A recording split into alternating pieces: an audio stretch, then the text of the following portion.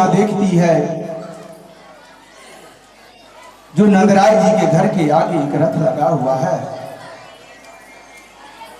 और श्याम सुंदर और बलराम भी तैयार होकर के रथ के पास है।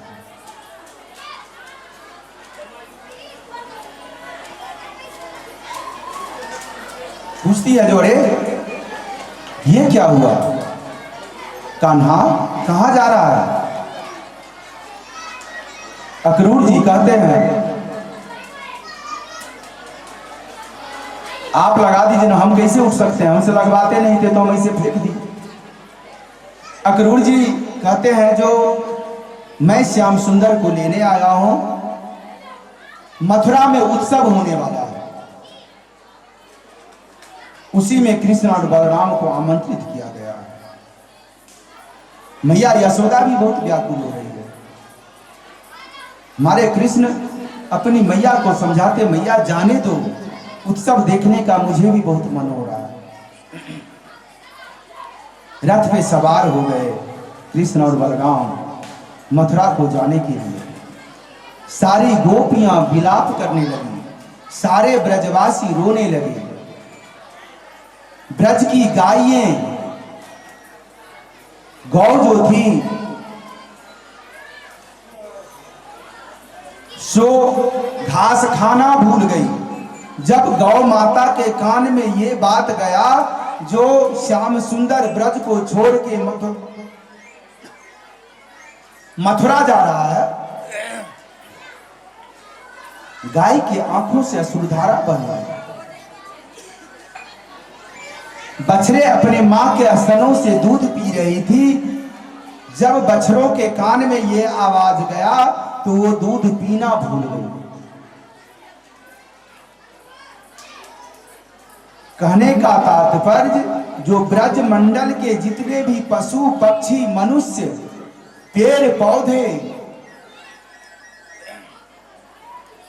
सभी व्यथित हो गए श्याम सुंदर की विरह में। अब श्याम सुंदर रथ पे बैठ गए। सारी गोपियां रथ के आगे आकर के सो गई। हे श्याम सुंदर, हे मेरे प्राणों के पति। प्राणों के पति का मतलब यानी जो हमारे प्राणों की रक्षा करता हो उसे प्राणों के पति कहते हैं। तो हमारे ये परमात्मा सबों के प्राणों के पति हैं। हे मेरे, विलाप कर रही है, हे मेरे प्राणों के पति, तुम मुझे छोड़कर मत जाओ, इस ब्रज मंडल को छोड़ के मत जाओ। क्या तुम्हें जरा भी आभास है तुम्हारे विरह में ये ब्रजवासी कैसे जिंदा रह पाएंगे? हे श्याम सुंदर, क्या तुझे जरा भी आभास है जो तुम्हारे विरह में यशोदा मैया कैसे रह पाएगी? हे श्याम सुंदर, क्या तुझे जरा भी आभास है जो तुम्हारे विरह में नंद बाबा कैसे रह पाएंगे, ग्वाल बाल कैसे रह पाएंगे? हे श्याम सुंदर, मत जाओ। श्याम सुंदर तो रथ पे बैठ गए। रथ पे बैठे ही श्याम सुंदर गोपियों से कहते हैं, अरे प्रिय, अरे सुंदरियों, उठ जाओ, रास्ता छोड़ दो, मुझे जाने दो। मैं तुम सबों से वादा करता हूं जो हे सुंदरी, परस्व आगमिष्यामि। हे सुंदरी, मैं परसों अवश्य आऊंगा, मुझे जाने दो। आना तो नहीं था, लेकिन यहां हमारे श्याम सुंदर उस गोपी से झूठ बोले। गोपियां इसी बात पे रथ के आगे से उठी जो श्याम सुंदर बोले, जो परसों आगमिष्यामि यानी परसों मैं आऊंगा। गोपियां उठ गई। श्याम सुंदर की रथ मथुरा की ओर बढ़ने लगी। सारी गोपियां रथ के पीछे पीछे पागलों की तरह दौड़ती जा रही है, भागते जा रही है। अरे श्याम सुंदर रुक जा कान्हा, अरे रुक जाओ। एक गोपी तो ऐसी पागल हो गई जो रथ के पीछे जाते जाते आगे रुक करके वो एक पेड़ पे चढ़ गई। और जानते हैं, पेड़ पे चढ़ करके वो कान्हा के श्याम सुंदर के रथ को देख रही थी। और जब रथ उसके आंखों से ओझल होने लगा तो उस गोपी को मूर्छा आने लगी, यानी उस पेड़ पे ही मूर्छित होने लगी। ध्यान से सुनिएगा, उस पेड़ पे ही वो गोपी मूर्छित होने लगी। जब वो मूर्छित होने लगी तो ब्रह्मदेव से आराधना करते जो है ब्रह्मदेव, मुझे मूर्छा तो देना लेकिन मुझे मौत मत देना, नहीं तो मैं। देखिए गोपी का कितना प्रेम था श्याम सुंदर के प्रति, कैसा सच्चा प्रेम। हे ब्रह्मदेव, आज अगर मुझे मूर्छा के बाद मेरी मौत होती है तो दुनिया वाले कल को यही कहेंगे जो देखो श्याम सुंदर के वियोग में एक गोपी मर गई और श्याम सुंदर वापस नहीं आया।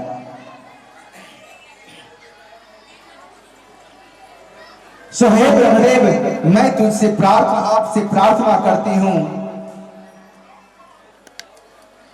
जो मुझे मौत मत देना।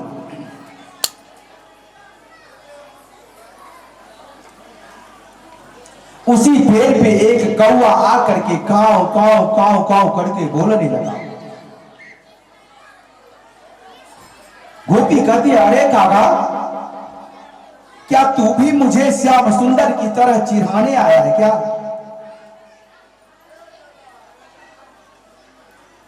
या तुझे श्याम सुंदर जाकर भेजा जो एक कागा जा देख वो गोपियां मरी या जिंदा है, क्या तू मेरी मौत देखने के लिए आया? गोपियां विलाप कर रही हैं। गोपियां उस कागा से कहती है, कागा ये तने खाइयो, चुगी चुगी चुगियो मांस। हे कागा, अगर तुझे तेरा श्याम सुंदर भेजा है तो हे कागा, मैं तुझसे कहती हूं कागा तू मेरा मांस खा ले, चुन चुन करके सारे शरीर का मांस खा ले।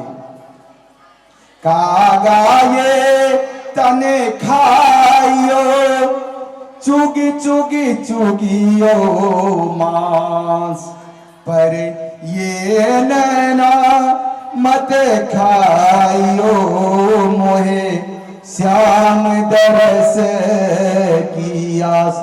हे कागा, मैं तुझसे कहती हूं जो मेरे शरीर के सारे मांसों को तू खा ले, क्योंकि जहां श्याम सुंदर नहीं तो इस नश्वर शरीर को लेकर के मैं क्या करूंगी।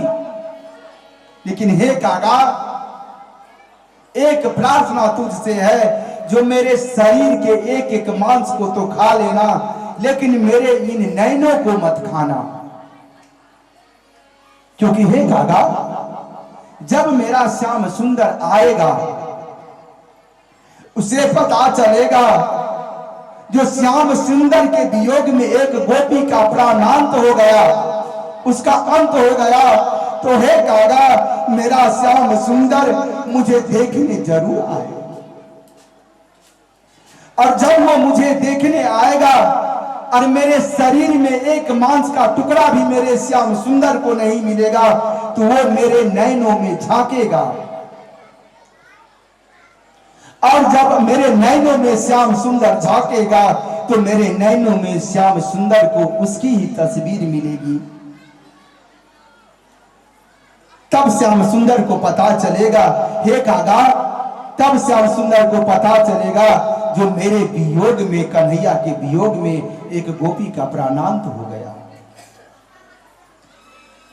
कागा ये तने खाइयो, चुगी चुगी चुगियो मांस, पर ये नैना मत खाइयो, मोहे श्याम दरस की आस। हे श्याम सुंदर, हे श्याम सुंदर, मेरे प्राण पति कहां गए? वापस आ जाओ श्याम सुंदर। एक दिन बीता, 2 दिन बीता, कन्हैया तो कह के गया था मैं परसों अवश्य आऊंगा, नहीं आया। उधर धूल को उड़ाता हुआ तेजी से रथ मथुरा की ओर बढ़ रहा। रास्ते में अक्रूर जी को प्यास लगी। यमुना के किनारे रथ को रोके। यमुना में प्रवेश करने के बाद सोचे जो कुछ जल भी पी लूं और स्नान भी कर लूं। जब रास्ते में रथ पे बिठा करके हमारे श्याम सुंदर और बलराम को अक्रूर जी लेके जा रहे थे तो मन ही मन सोच रहे थे कितना कोमल शरीर है। मैं ऐसा दुर्भाग्य हूं जो अपने रथ में बिठा करके काल के मुंह में इस सुकुमार बालक को लेके जा रहा हूं। मैं इसे लेके तो जा रहा हूं, लेकिन कंस तो इसे मार देगा। यमुना किनारे रथ रुकती है। अक्रूर जी यमुना में प्रवेश करते हैं, अंजलि से जल पीते हैं और स्नान करने के लिए जो ही पानी के अंदर डुब्बी लगाते हैं तो देखते हैं श्याम सुंदर चतुर्भुज रूपधारी, एक हाथ में शंख, एक हाथ में चक्र, एक हाथ में गदा, एक हाथ में कमल पुष्प लिए जल के अंदर। फिर अक्रूर जी जब जल से बाहर आते हैं तो देखते हैं जो रथ में तो श्याम सुंदर है, ये तो रथ के अंदर बैठा है। फिर पानी के अंदर डुबकी लगाते हैं तो फिर देखते हैं जो श्याम सुंदर जल के अंदर है। फिर ऊपर आते हैं तो देखते हैं रथ पे श्याम सुंदर बैठा है। भगवान हमारे समझ गए। रथ पे बैठे बैठे कहते हैं क्या चाचा जी कुछ दिखाई दिया क्या आपको? भ्रमित हो गए अक्रूर जी। अक्रूर जी यमुना से बाहर आते हैं, मन ही मन उनको प्रणाम करते हैं।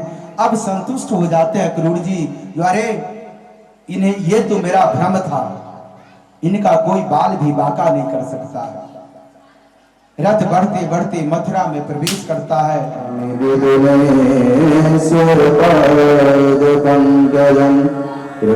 गणपति जी महाराज की जय। सरस्वती महामाये विद्ये कमल लोचन विश्वरूपी विशालाक्षी विद्यां देहि नमोस्तुते। प्रेम से सरस्वती माता की जय। सर्वमंगल मांगल्ये शिवे सर्वार्थ साधिके शरण्ये त्र्यंबके गौरी नारायणी नमोस्तुते। प्रेम से बोली आदि शक्ति माता जगदम्बा की जय। राधा भक्ति हरि ज्ञानम ताभ्यां याच समन्विता कास्त्री भागवती कान्हा वंदे युगल रूपनी। प्रेम से युगल सरकार की नारायणं नमस्कृत्यं नरं चैव नरोत्तमं देवीं सरस्वती व्यासं ततो जयमुदीरयेत्। प्रेम से बोलिए व्यास जी महाराज की जय। सच्चिदानंद रूपाय विश्वोत्पत्त्यादि हेतवे तापत्रय विनाशाय श्री कृष्णाय वयं नमः। द्वारकाधीश भगवान नित्य सदा सुध दीन की सहज कृपा के दान जननी जनक इस दास के प्रभु श्री सीताराम प्रभु श्री राधे श्याम प्रेम चली सीता मैया की राजा रामचंद्र की तुलसीदास जी के पद कमल बारंबार मनायो गुण गावो सिया राम को हनुमत हो सहाय हनुमत हो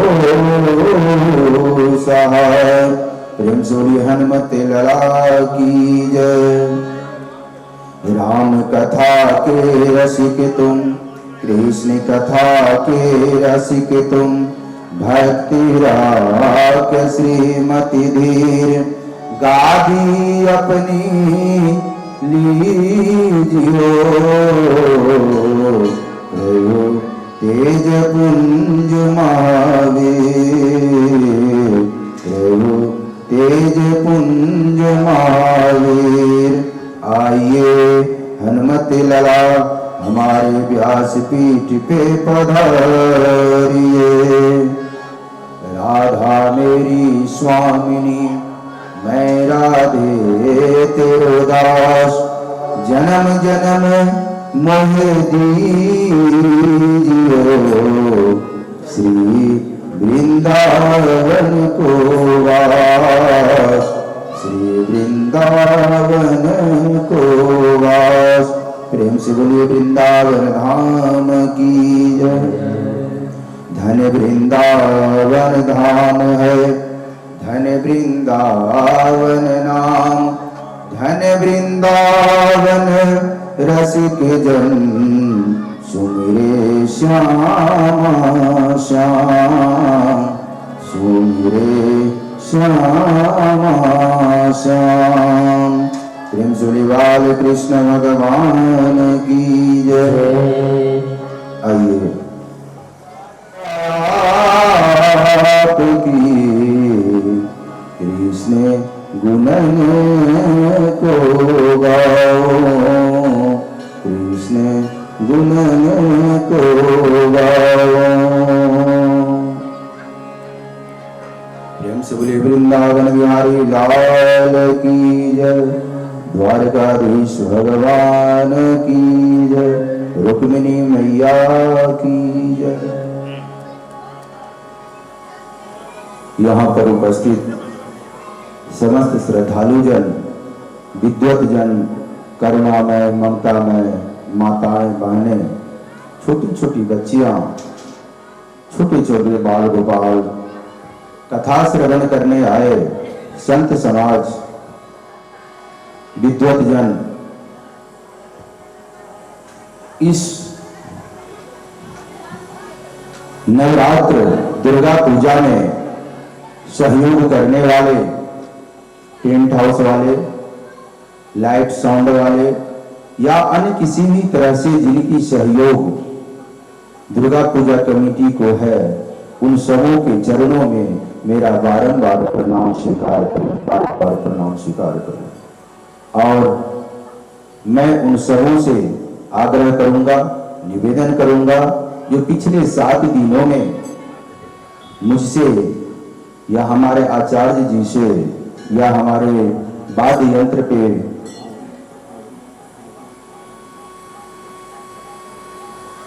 वाद्य यंत्र को बजाने वाले जो हमारे भक्त हैं उन सबों से कहने का तात्पर्य हमारे सारे भागवत टीम से अगर पिछले 7 दिनों में कोई गलतियां हुई हो तो अपना ही बालक भाई बंधु मित्र समझ करके हम सबों को क्षमा करने का कृपा प्रदान करें।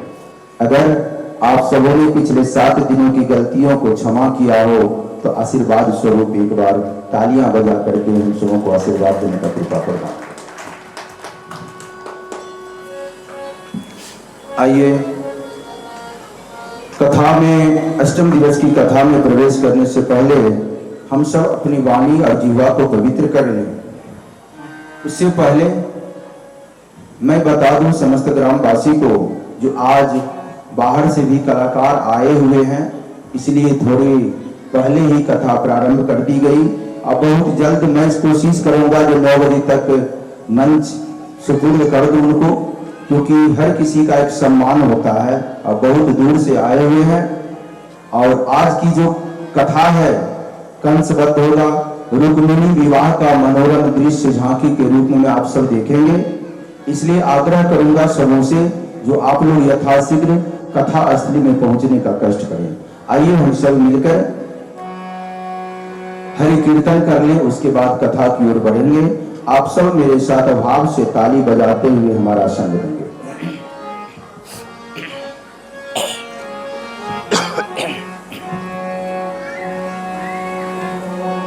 नारायण ओम नमो नारायण ओम नमो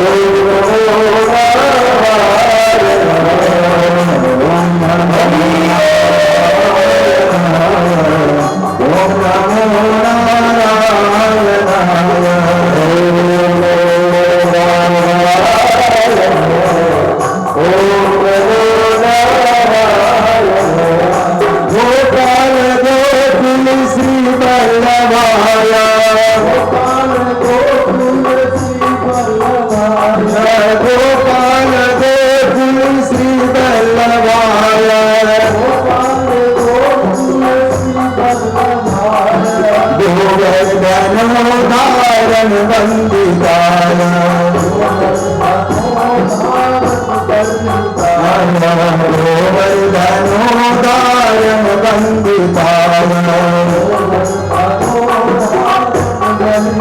ओम नमो नारायण ओम नमो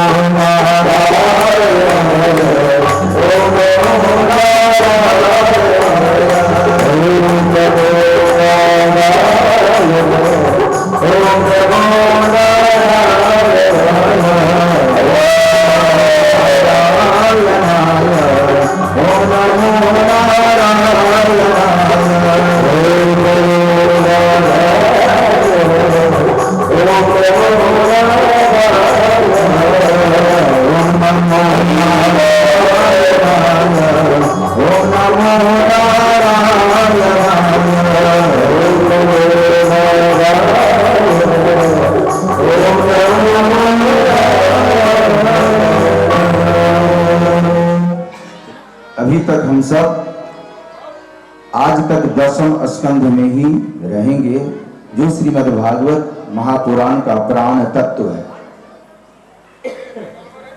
आइए, कल हम सब ने मिलकर के कथा श्रवण किया था।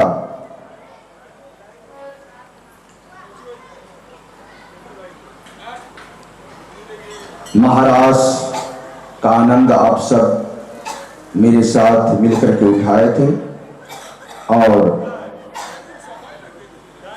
अक्रूर जी भगवान श्री कृष्ण को लेने आते हैं और मथुरा की ओर प्रस्थान करते हैं। रास्ते में यमुना नदी में अक्रूर जी जब स्नान करने के लिए गए तो वहां प्रभु के दर्शन अक्रूर जी को हुआ। उनके मन की शंका मिट गई। जो अक्रूर जी के मन में भय था, जो इतने कोमल सुकुमार इस बालक को मैं लेके तो जा रहा हूं, लेकिन कंस इन दोनों भाइयों का निर्मम हत्या कर देगा। उस यमुना में भगवान अपनी लीला दिखाए, अक्रूर जी को संतुष्टि मिल गई। जो मैं तो खामोखा डर रहा था, लेकिन इनका कौन क्या बिगाड़ सकता है।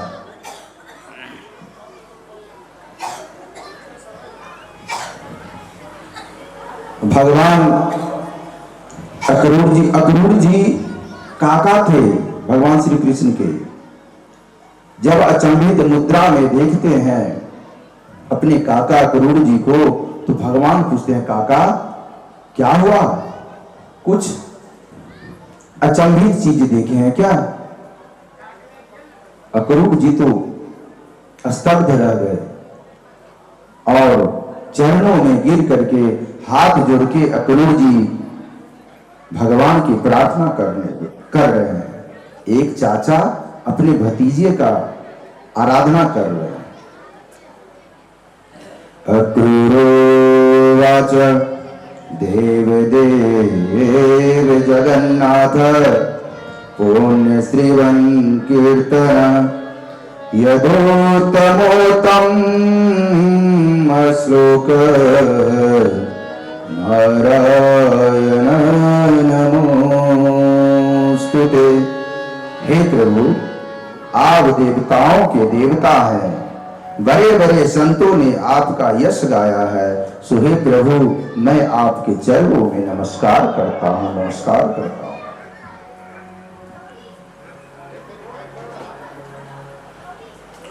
अब उनकी आराधना करके फिर अक्रूर जी रथ पे बैठे। हमारे श्याम सुंदर अपने बड़े भाई बलराम के साथ भी रथ पे बैठे। रथ वहां से चल दी, कूच कर दी। कहां के लिए? मथुरा जाने के लिए। कुछ देर के बाद रथ मथुरा में प्रवेश की। अक्रूर जी बोले, जो प्रभु पहले आप मेरे घर पे चले। हमारे नारायण कहते हैं कि नहीं काका, आप मुझे यहीं पे उतार दो, आप अपने घर चले जाए, मैं पैदल ही मथुरा का भ्रमण करते हुए कंस महाराज के दरबार में जाना चाहता हूं। हमारे नारायण अपने भाई बलराम सहित रथ से उतरे और चल दिए मथुरा नगर भ्रमण करते हुए कंस के दरबार की ओर। रास्ते में उन्होंने एक धोबी का वध किया। देखिए, उस मथुरा में प्रवेश करने के बाद भी भगवान ने बहुत सारे राक्षसों का वध किया। लेकिन वही आज मुझे टाइम कम दिया गया है, ये तो आज की तो और इतनी मार्मिक कथा है जिसकी चर्चा नहीं है।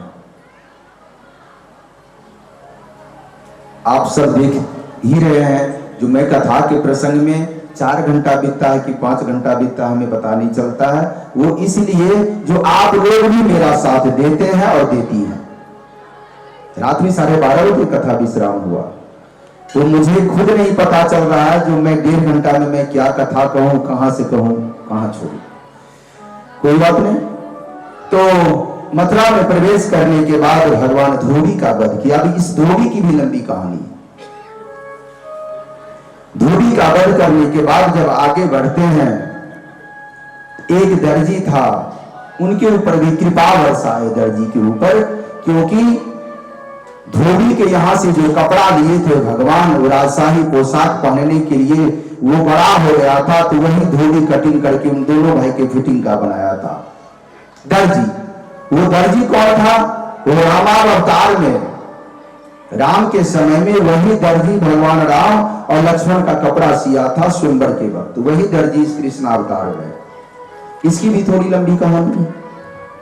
उसके बाद जब दर्जी पे कृपा करके धोबी का वध किए, दर्जी पर कृपा किए, कृपा करके आगे बढ़ रहे थे, तो भगवान को एक कुब्जा नारी आते हुए दिखाई दी।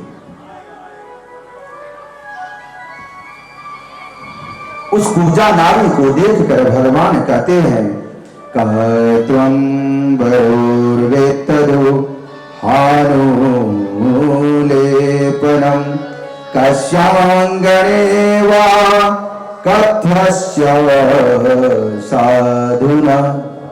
हे सुंदरी, इधर आओ, इधर आओ। उस कुब्जा को भगवान सुंदरी कह रहे हैं। हे सुंदरी, इधर आओ। वह कुब्जा भगवान के निकट आई। उसके हाथों में एक फूल की डाली थी, उसमें चंदन था। जब भगवान के समक्ष वह कुब्जा आती है तो भगवान कहते हैं, हे सुंदरी, देखिए, अंधा को अंधा कहेंगे तो चलता है, और जो जिसका शरीर टेढ़ा है, पूरा झुकी हुई है, उसको अगर सुंदरी कहा जाए तो उसे बुरा तो लगेगा ही ना। लोगों को लगेगा ये मेरा उपहास कर रहा है। उसी तरह कुब्जा को भी लगा, अरे ये मेरा उपहास कर रहा है। कुब्जा कहती है, अरे बालक, क्यों मुझ कुब्जा को सुंदरी कह के पुकारते हो? क्यों मेरा उपहास कर रहे हो? भगवान कहते नहीं सुंदरी, तुम तो हो ही अति प्रिय, तुम दिखने में अति सुंदरी हो। इतना कहते कहते भगवान, हाँ, उससे पहले कहते हैं, जो हे सुंदरी, ये चंदन तुम किसके लिए लेके जा रही हो? मुझे भी तो दे दो। वो सुंदरी कहती है, नहीं नहीं, यह राज तो रावण कंस के लिए है। मैं प्रत्येक दिन सुबह सुबह चंदन घिस के कंस को लेप करने के लिए लेके जाती हूँ। भगवान कहते नहीं सुंदरी, आज यह अंगराज तुम मुझे दे दो।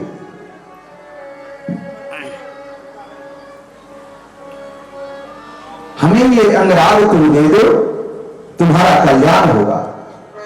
और भगवान उस कुब्जा नारी को पकड़ना चाहते हैं। जैसे इसे पकड़ने का कोशिश करते हैं, वह कुब्जा इधर उधर भटकती है। अरे सुंदरी, पास तो आओ। इतना कहते कहते भगवान उस कुब्जा नारी के पास जाते हैं और दोनों हाथ उसका पकड़ लेते हैं। कहते हैं, हे सुंदरी, यह अंगराग मुझे दे दो, कंस के पास नहीं जाएगा, हम दोनों भाई इस अंगराग का लेप करेंगे। इतना कहते कहते भगवान का हाथ उस कुब्जा नारी के दोनों हाथ पकड़े हुए थे और अपने पैरों से उस कुब्जा नारी के पैरों को दबा करके एक बार जोर सा झटका भर बांध दिए, वह कुब्जा नारी सीधी हो गई, अति सुंदरी हो गई वह कुब्जा नारी।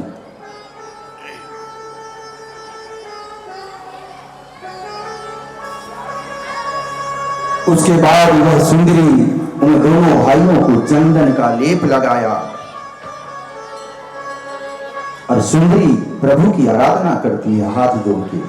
सुंदरी कहती है, एहि वीर गृहं यामो नात्वान्त्युक्तो निहोत्सव।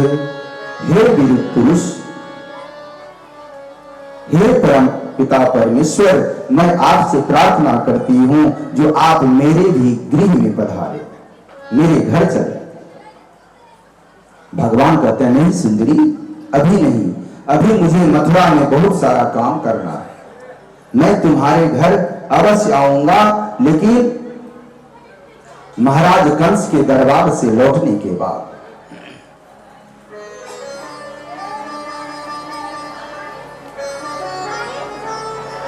वहां से सुंदरी उस कुब्जा से वार्तालाप के बाद भगवान आगे बढ़े कंस के दरबार में। वहां पहले से ही गेट पे पहलवान तैनात कर दिए थे। अति बलशाली था, चाणूर उसका नाम था उस पहलवान का।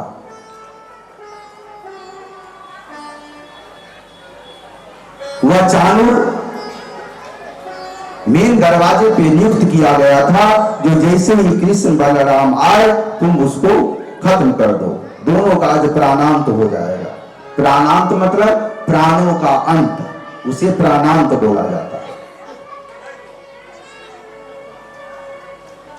भगवान राजमहल के मुख्य द्वार के पास पहुंचते हैं अपने भाई बलराम के साथ। उस चाणूर के साथ चाणूर दोनों को युद्ध के लिए ललकारता है। हमारे श्याम सुंदर बोले कि हे पहलवानों, देखिए मानस में बाबा तुलसीदास जी बहुत सुंदर सा चौपाई उस चाणूर के ऊपर लिखते हैं। बोले प्रभु जानत सब कोई, मलयुध दिन में लेना होई। राम सिया राम, राम जय राम, राम सिया राम, सिया राम जय जय।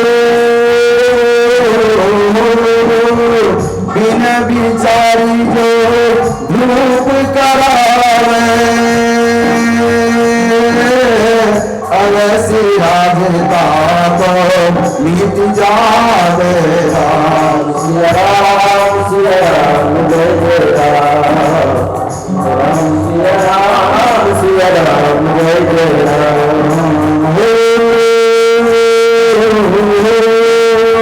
मंगल भवन अमंगल हारी, जगम सुदशरथ अजिन बिहारी। राम सिया राम जय जय राम, राम सिया राम, सिया राम जय जय राम। वह पहलवान कहता है, चाणूर, अरे बालक, तुझे राजमहल के अंदर तभी प्रवेश मिल सकता है जब तुम मेरे साथ मल युद्ध करोगे। तुझे अंदर नहीं जाने दूंगा। उधर मथुरा की सारी नारियां अपने अपने महल के अटारियों पे सब लीला देख रही थी और हमारे प्रभु का तो स्वरूप ही ऐसा दिव्य स्वरूप है, जिस स्वरूप को देख करके मथुरा की सारी नारियां मोहित हो गई। मथुरा की नारियां कहती है, अति सुकुमार देखी पूरे नारी, कंस अनेक नारी, आई दुष्ट को दया नयावे, को ये जरा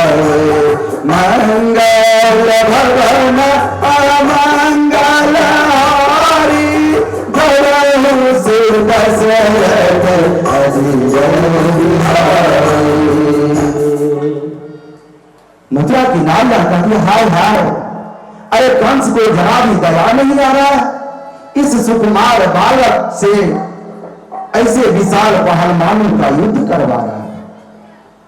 सारी स्त्रियां, मथुरा की स्त्रियां कंस को गाली दे रही हैं।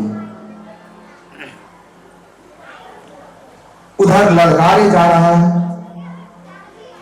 चाणूर। भगवान कहते हैं कि देखो पहलवान, अरे हमारा तुम्हारा कोई मेल नहीं है, तुम हमसे युद्ध मत करो। कहा हम, देखिए जब कंस की हत्या और इतने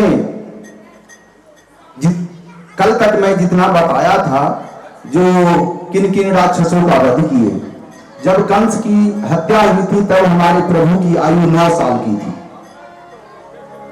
तब से भी चर्चा चल रहा था भगवान ऐसा किए तो हम क्यों ना करें। भगवान भी अपने माँ बाप को कष्ट दिए हैं, तो आज के बच्चे देते हैं तो क्या हुआ। वो तर्क वितर्क हो रहा था, क्योंकि आजकल के नए पीढ़ी वाले को माँ बाप की सेवा करने के लिए कहा जाए तो खलता है। माँ बाप भी वैसे ही किए, तो ठीक है माँ बाप किए थे तो हम भी वही कर रहे हैं, ये तो नहीं होना चाहिए।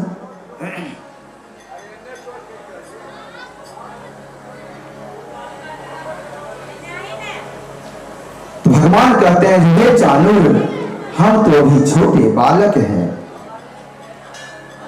चाणूर कहता है भगवान से, चाणूरो वाच न बालो न किशोरस्त्वं वलस्य बलिनाम वर लीले भूहतो येन सहस्रदीप सत्वभृत। हे बालक सुनो, न तो तुम बच्चे हो और न किशोर हो, तुम और बलराम तो पहलवानों में भी श्रेष्ठ हो। मैंने सब सुना है, मैंने सब सुना है जो इसी अवस्था में तुमने बड़े बड़े राक्षसों का संहार कर दिया, बड़े बड़े दैत्यों का संहार कर दिया।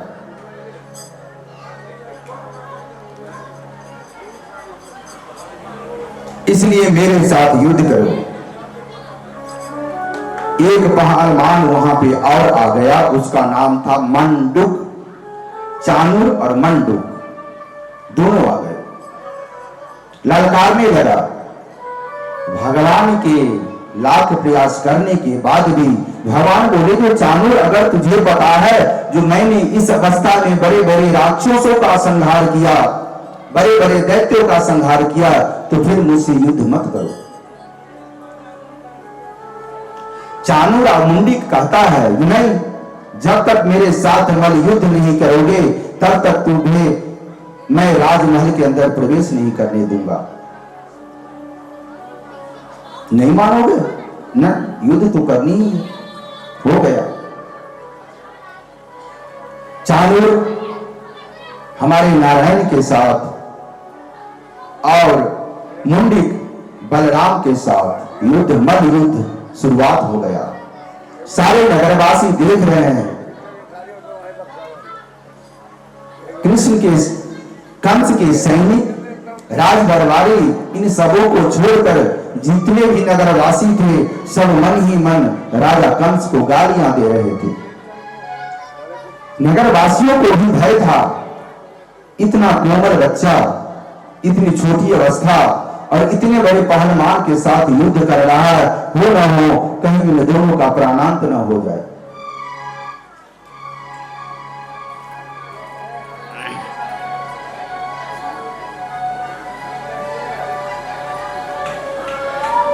देखते ही देखते भैया बलराम, हमारे श्याम सुंदर, उस दोनों राक्षसों का संहार कर दिए गए। उसके बाद राजमहल के अंदर प्रवेश करते हैं। वहां देख रहे हैं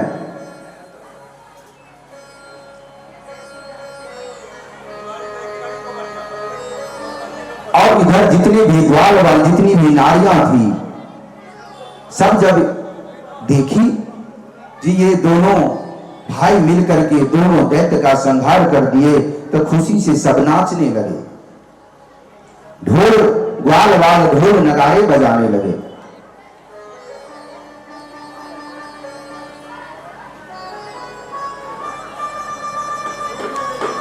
अंदर प्रवेश किए, दो चार और कंस के जो सैनिक थे उसका संहार भगवान करते हैं। उसके बाद राज सिंहासन पर कंस विराजमान है, सामने भगवान पहुंचते हैं। दोनों भाई, कंस आदेश देता, कंस कहने लगा, अरे देख क्या रहे हो, वासुदेव के दोनों पुत्र को नगर से बाहर निकालो। जितने भी गोप हैं यानी यदुवंशी, जितने भी गोप हैं सबके धन नष्ट कर दो, तहस नहस कर दो सबों को, एक भी ब्रजवासी बचने नहीं चाहिए।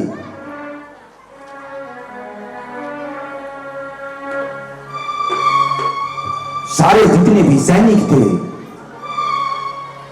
उस मल्ल युद्ध को देख करके भयभीत तो थे ही। कंस आदेश पे आदेश देते जा रहा है, अरे मूर्खों देख क्या रहे हो, इस वासुदेव के पुत्र का हनन कर दो, हत्या कर दो, मार दो इसे।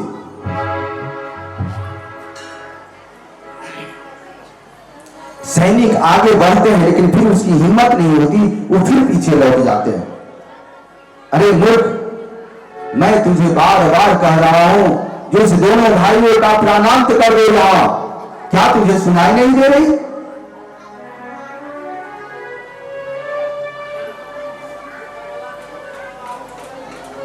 भला बुरा उन गोपों का, ग्वाल वालों का, ब्रजवासियों को भला बुरा गाली देने लगा। कंस बौखला गया। भगवान कहते हैं जब ऐसे असभ्य बात भगवान के कानों में पड़ा कंस के द्वारा, तो भगवान बोले, हे मामा जी, कंस मामा थे ना भगवान के, क्योंकि देवकी के भाई। भगवान कहते, हे मामा जी धैर्य रखिए, सभी को गाली मत दो। कंस और चिढ़कर अंत संत बकने लगा। कृष्ण बोलते हैं, मामा जी अरे मैं सीधी सीधी बात करूं, मैं सीधी सीधी बात करूं, तू उल्टा बकता जाता है।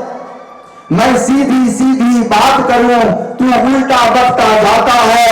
मामा मैं मीठी बात करूं, तू जहर उगलता जाता है। हे मामा इस बात को ध्यान दो, जो जितना मीठा होता है वह अपना नाश कराता है। देखो तो मीठे गन्ने को मुंह में पेला जाता है।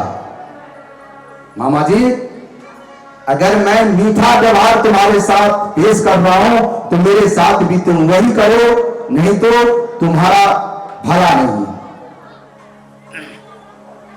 इन लड़कारों को सुनकर कंस मदिरा पी रहा था और गालियां बक रहा था, और कृष्ण की इन बातों को सुनकर कंस मदिरा पीना छोड़ा, हाथ में तलवार लिया और तलवार लेके जो ही उठा,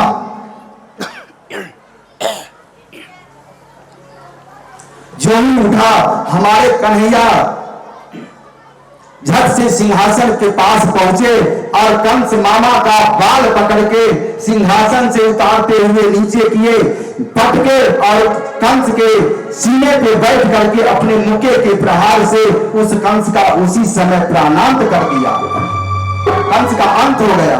तो प्रेम से बोले वृंदावन बिहारी लाल की।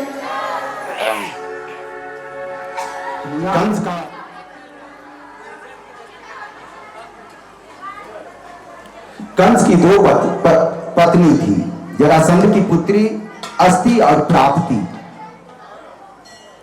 अस्ति और प्राप्ति कंस के पत्नी के नाम थे। बड़ी पत्नी का नाम अस्ति और छोटी पत्नी का नाम प्राप्ति। अस्ति और प्राप्ति जरासंध की बेटी थी।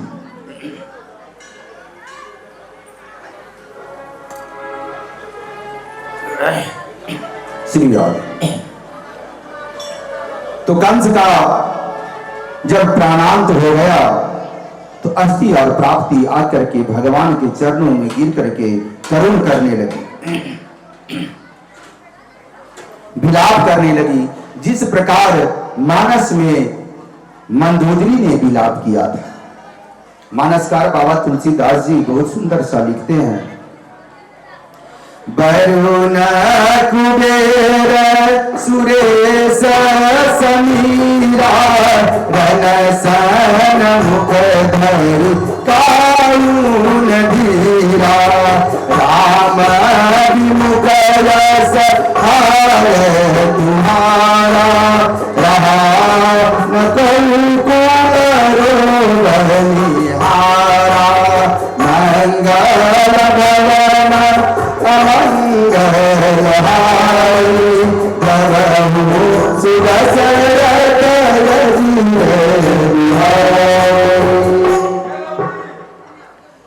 जिस तरह मंदोदरी विलाप कर रही थी उसी तरह से अस्थि और प्राप्ति भी विलाप कर रही थी प्रभु के चरणों में गिर करके। भगवान श्री कृष्ण सबको धैर्य बनाते हैं, फिर कंस का क्रियाकर्म करवाए, मामा को मारे भी और उनका श्राद्ध भी करवाए क्योंकि मामा था। उसके पश्चात जिस कारागार में कंस ने अपने बहन और बहनों यानी कृष्ण के माता पिता देवकी वासुदेव को कैद करके रखा था, वहां गए अपने माता पिता, आपको बताया था ना पंचम दिवस की कथा में, जो कृष्ण के दो माँ थे और बलराम के भी, है? तो यशोदा मैया तो पालने वाली थी ना, तो अपने माता पिता को कैद से आजाद कराते हैं। उसके बाद कंस ऐसा दुराचारी था, ये अपने पिता उग्रसेन जी महाराज को भी कैद करके और जबरदस्ती वो सिंहासन पे बैठा था। उग्रसेन जी महाराज को भी कैद से मुक्त करते हैं भगवान, और उसके बाद हजारों राजाओं को परास्त करके कंस ने सबों को बंदी बना लिया था। भगवान जाते हैं और सभी राजाओं को बंदी गृह से मुक्त कराते हैं। उग्रसेन जी महाराज को राज सिंहासन पर बैठा करके उग्रसेन जी महाराज का राज तिलक होता है, और जितने भी बंदी बने हुए राजा थे सबको मुक्त कर देते हैं। सभी बंदी राजा मुक्त होने के बाद भगवान की प्रार्थना करने लगते हैं, आराधना करने लगते हैं। सभी राजा मिलकर के वंदन प्रार्थना करते हैं भगवान का। क्या कहते हैं? मुरली बजाने वाले गिरिवर उठाने वाले, मैं दास हूँ तुम्हारा, मैं दास हूँ तुम्हारा, मुरली बजाने वाले, मुरली बजाने वाले, गिरिवर उठाने वाले, गिरिवर उठाने वाले, मैं दास हूँ तुम्हारा, मैं दास हूँ तुम्हारा।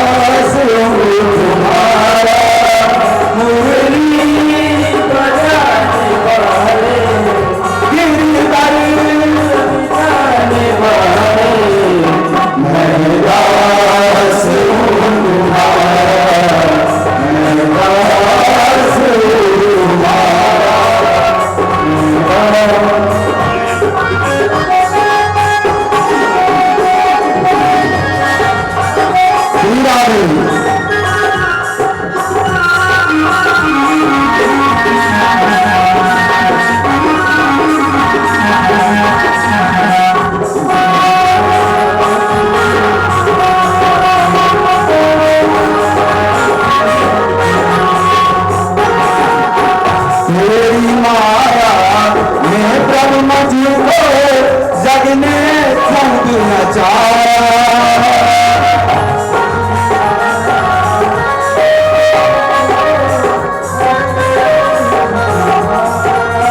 तेरी माया में प्रभु मुझको जग ने खूब नचाया।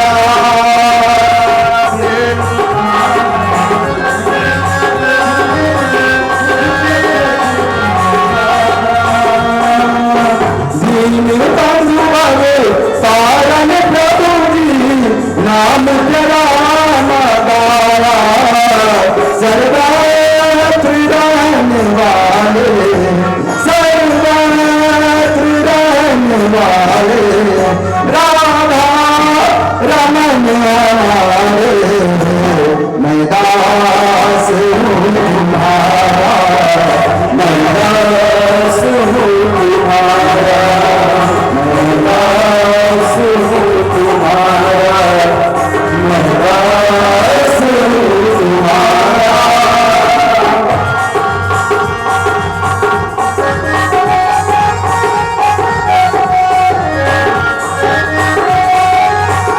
सिंगार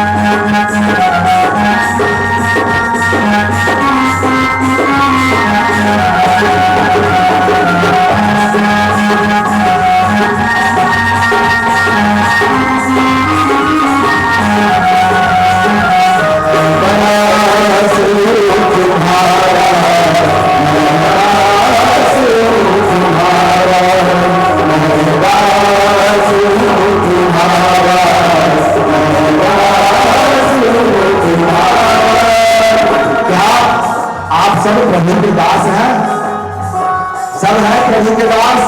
उधर बाबा लोग अगर प्रभु के दास हैं तो आप लोग के हृदय से सभी आदमी ताली बजाते हुए बोले मैं दास हूँ तुम्हारा।